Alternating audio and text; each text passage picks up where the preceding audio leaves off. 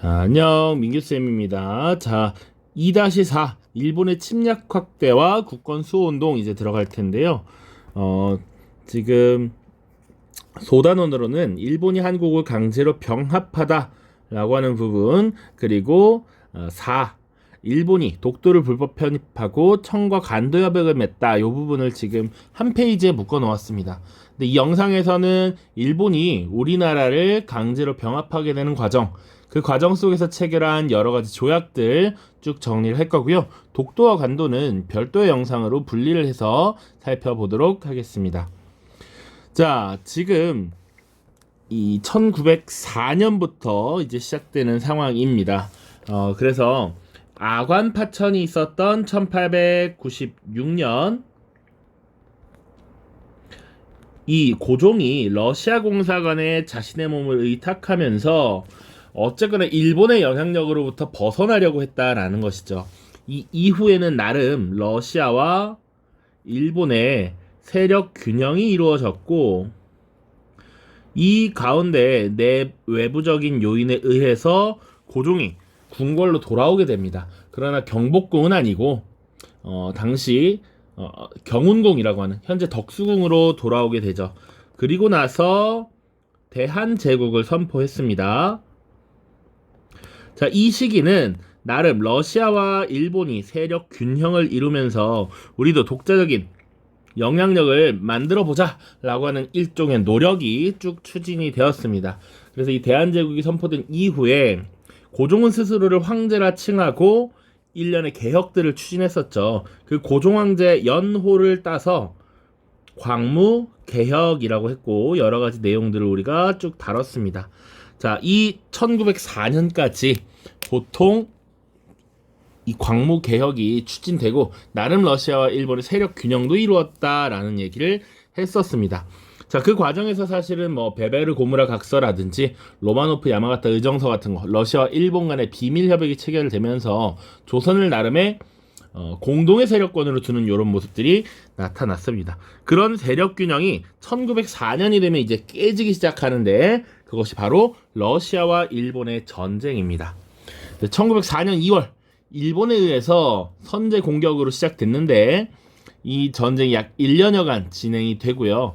당시 러시아는 1905년 내부적인 혼란, 혁명 등으로 인해서 사실은 일본과 전력을 다해서 싸우기에 어려움이 있었다. 그래서 일본이 사실상의 승리를 거두게 됩니다. 미국의 중재로 포츠머스 조약이라고 하는 것을 체결하고, 사실상 일본이 전쟁에서 승리하면서 이 한국에 대한 지배력을 공고히 하고 한국에 대한 침략을 본격화했다. 그 과정에서 체결된 조약들을 이제 쭉 살펴보겠습니다.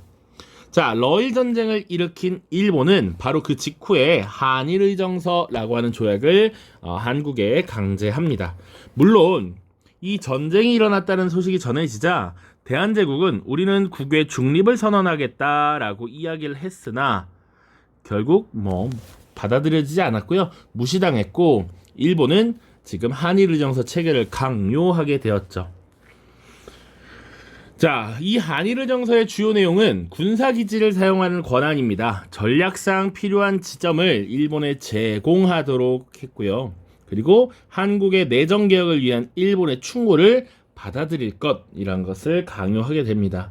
이런 것들은 기본적으로 일본의 군대가 한국에 상륙되어 있는 상황에서 압력을 가한 채로 체결되었다라고 보시면 되겠습니다. 그래서 지금 러일 전쟁을 추진하는 과정에서 필요한 군사적 거점을 일본이 장악하고 사용하게 되는 이런 모습이 나타났다. 자, 그 이후에 또 하나의 조약을 체결하게 합니다. 일본이 전투에서 유리한 고지를 점점 가지게 되는 것이죠. 그 과정에서 조선에 대한 간섭을 강화합니다. 그것이 바로 1차 한일협약입니다. 역시 1904년이고요. 핵심은 고문정치입니다. 내정 간섭을 본격화한다. 그래서 고문이란 사실은 뒤에서 조언을 하는 존재 정도라고 생각을 하면 되는데, 이 조언을 되게 거부하기 어려운 그런 강제적인 성격을 가지고 있었다라고 보시면 되겠습니다. 그래서 당시 재정고문, 경제를 담당하는 재정고문과 외교를 담당하는 외교고문을 두도록 했는데, 재정 고문에는 일본인이었던 메가타를, 그리고 외교 고문으로는 친일적 성향을 가진 미국인이었던 스티븐스라고도 하고요. 스티븐슨이라고도 합니다. 자, 아무튼 이 두 인물을 고문으로 파견함으로써 조선의 내정에 본격적으로 간섭을 하게 되죠. 물론 그 외에도 지금 일본인 고문들을 계속 파견을 하고 있습니다. 지금 다루는 이 부분은 조약의 내용, 명칭, 구체적으로 매칭을 할 수 있어야 됩니다. 자, 그 다음에 1905년이 되면 사실상 이제 일본이 좀 더 우위를 점하는 전쟁의 양상이 확실해져요. 그러다 보니까 이 서양의 여러 나라들이 일본의 한국 지배를 승인을 하게 됩니다. 이 묵인했다라는 건 일본의 한국 지배를 인정했다라는 표현이야.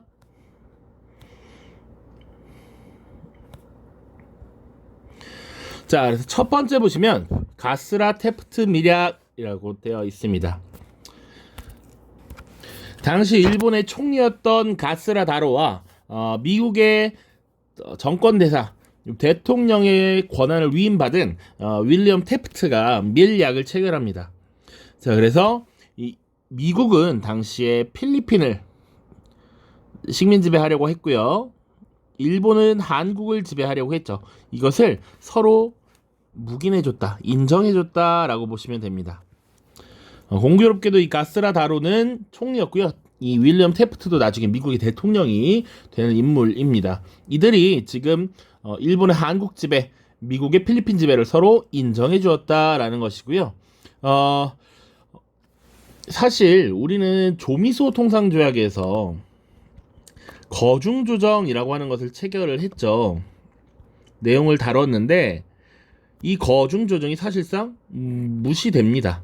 그 이유는 일본과 미국이 사실 이렇게 비밀 협약을 맺어서 일본의 한국 지배를 승인했기 때문이야. 별로 의미가 없었던 조항이 돼버렸다. 자, 두 번째는 제2차 영일동맹입니다.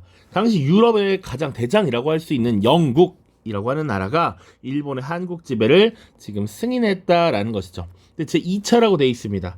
1차는 사실 언제 있었냐면 1902년에 러시아와 일본의 세력이 계속 팽팽하게 한국에 대한 지배권을 놓고 다툴 때 영국이 러시아 세력의 확대를 막기 위해서 일본과 동맹을 체결했습니다. 1902년에 1차 영일동맹, 1905년에 2차 영일동맹 이렇게 체결이 되었다. 자, 그리고 3차 승인이 있는데 그것이 바로 포츠머스 조약입니다.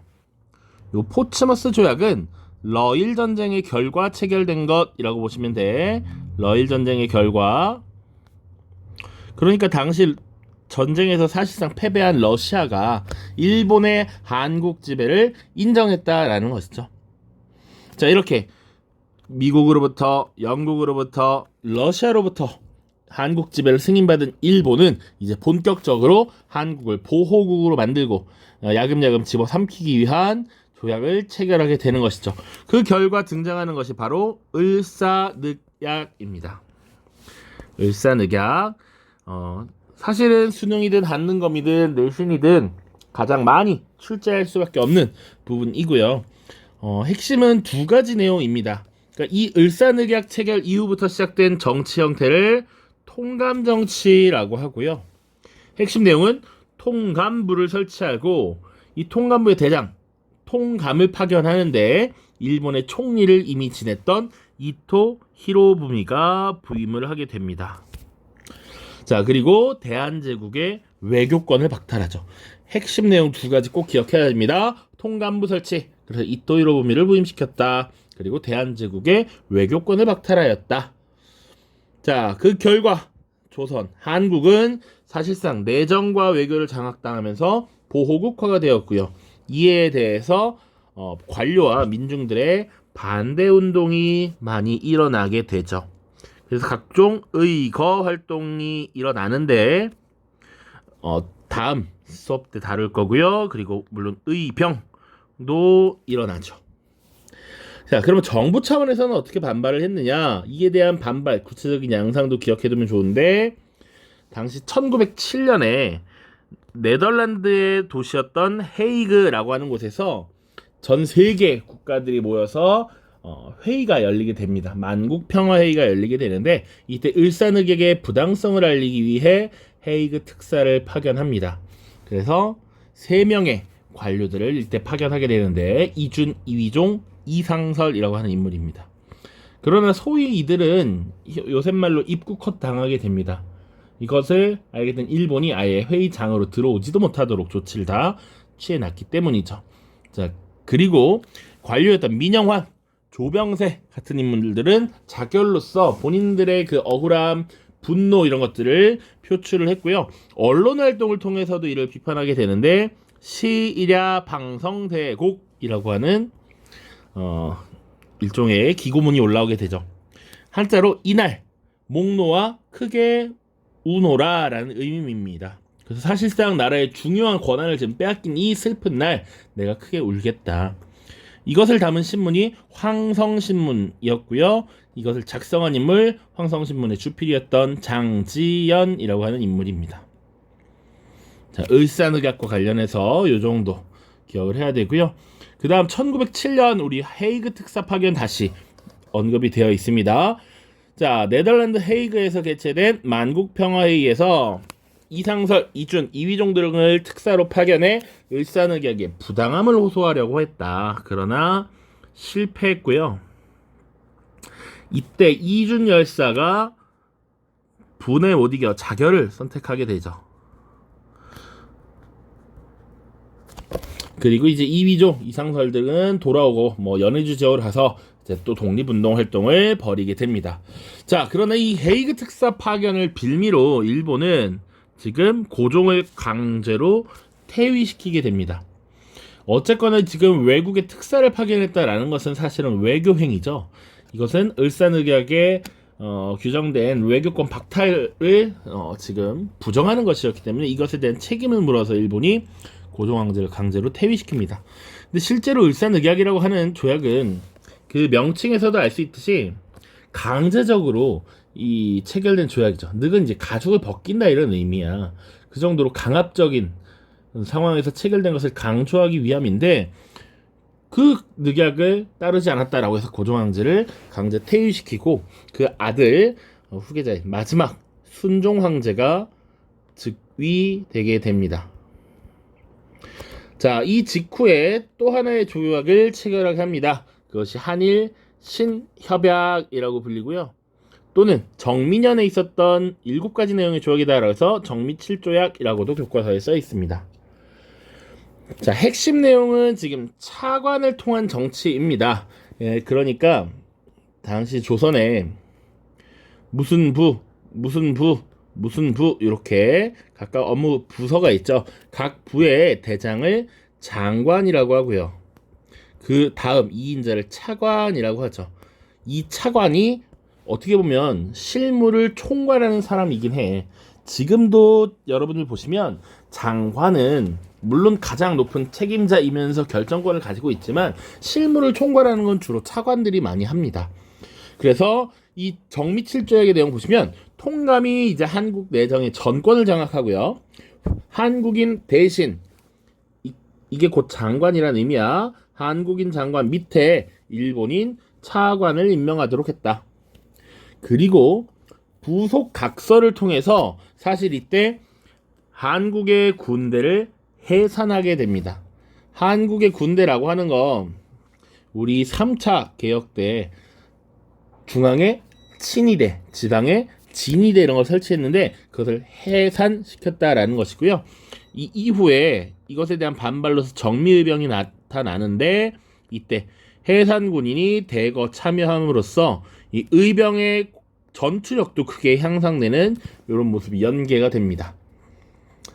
자, 그리고 각종 사회단체를 탄압하게 되는데요. 각종 법령을 제정해서 법적으로 이것을 통제하기 시작합니다. 그래서 흔히 4가지 악법이 있었다라고 하는데 신문지법 이런 거 제정해서 이 민족신문을 탄압합니다.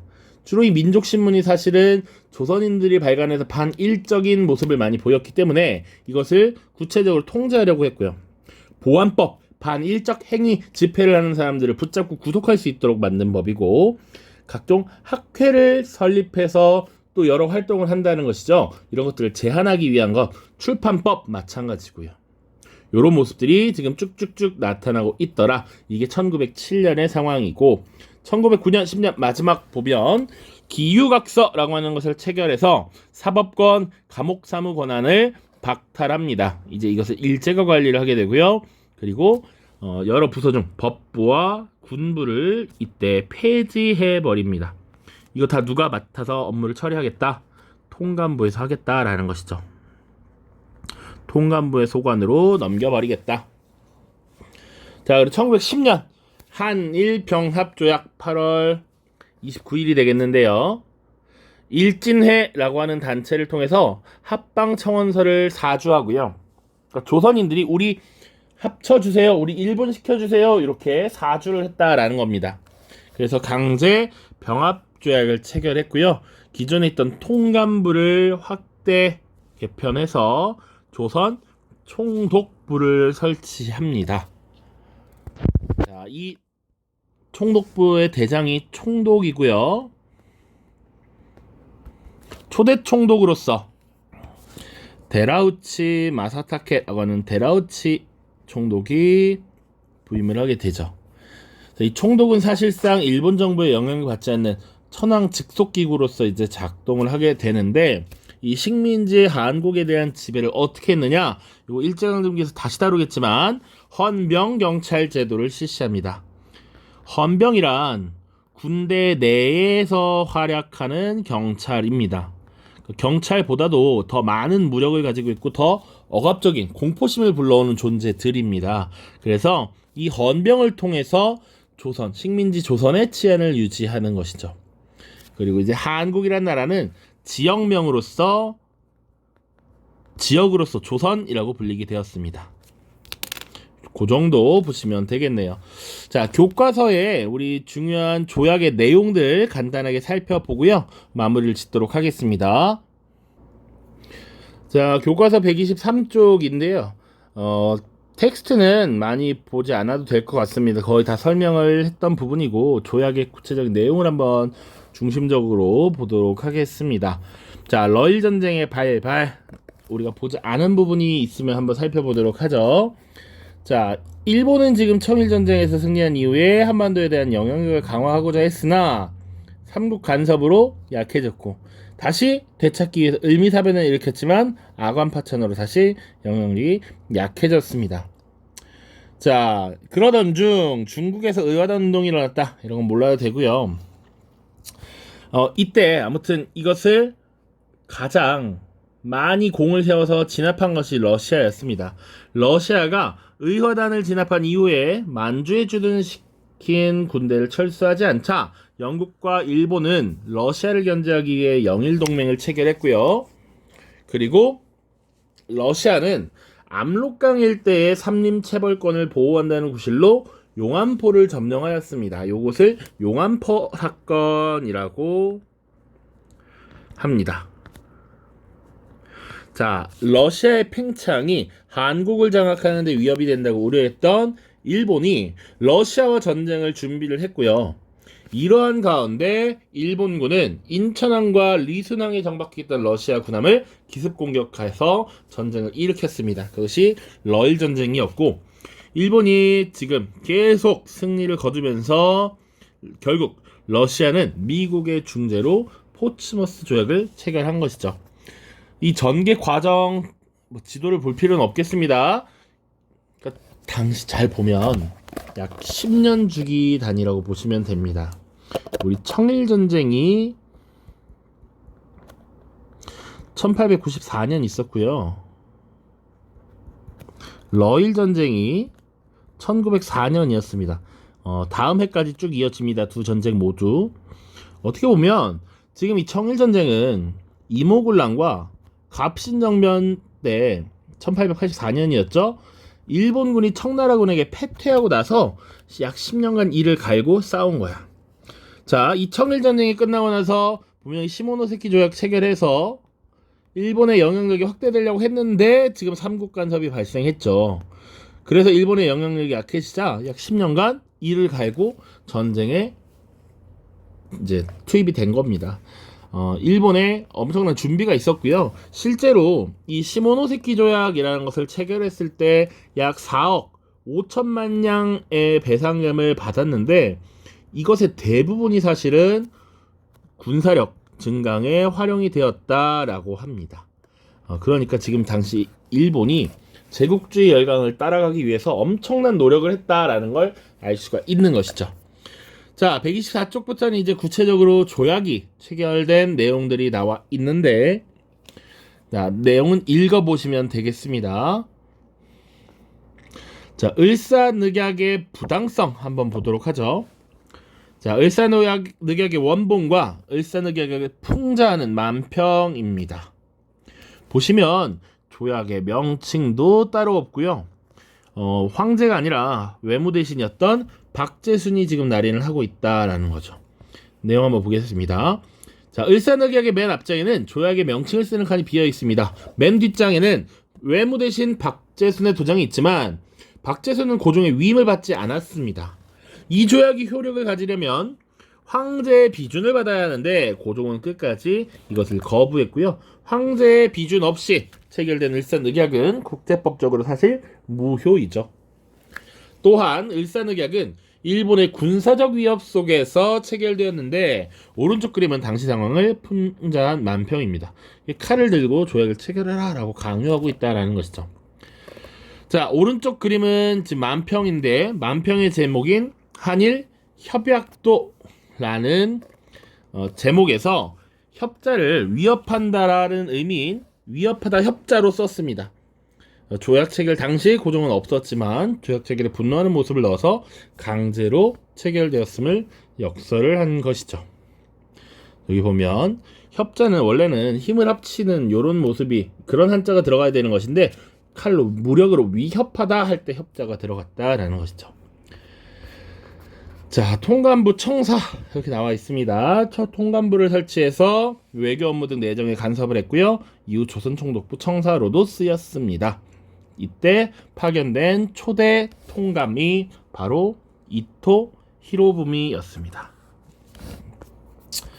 자, 그 다음 헤이그 특사 파견 이후에 강제 퇴위당한 상황, 정미칠조약의 체결, 강제 병합 이렇게 나와 있었고 125년에 당시 외국은 이 일본의 한국집을 어떻게 생각하였는가라는 것입니다.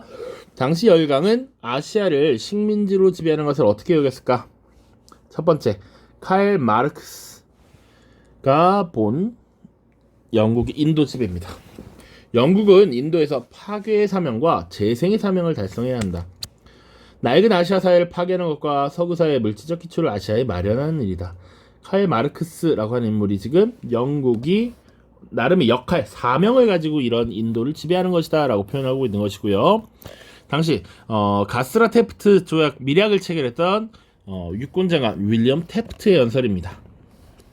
일본은 쭉 해서 합법적 이해관계를 갖고 있었기 때문에 한국을 개혁하고 활기차게 만들어 왔습니다.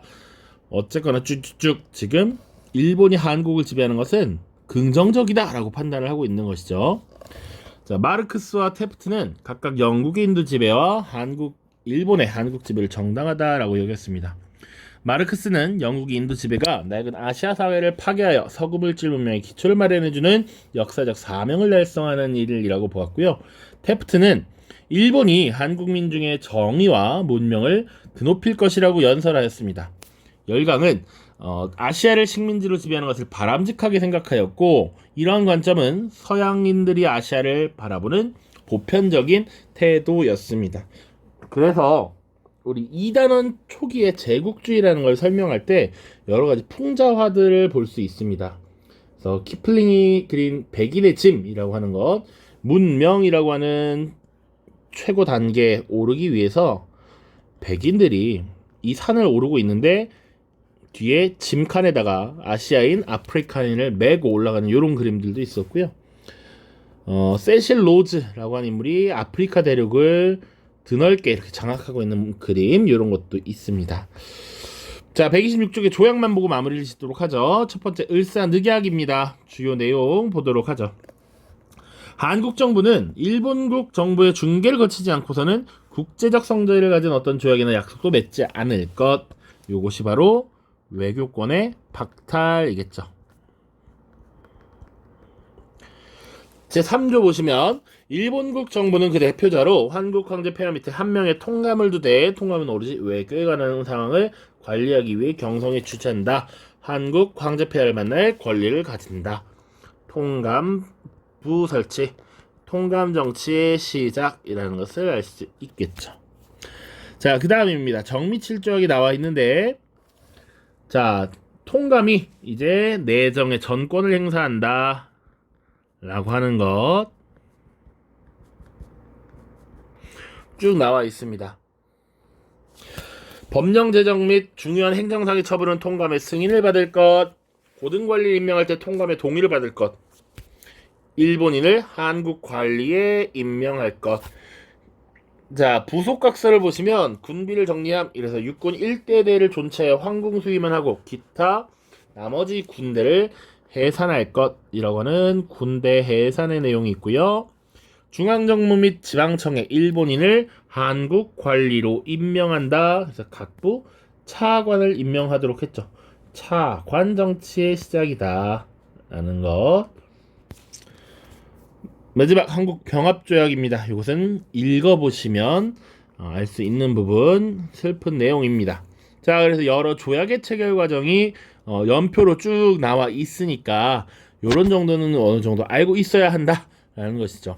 선생님이 필기노트에서도 1904년, 1905년, 1907년, 9년, 10년 이렇게 봤습니다. 물론 경찰권 박탈은 필기노트는 없었어요. 한번 살펴보시길 바랍니다.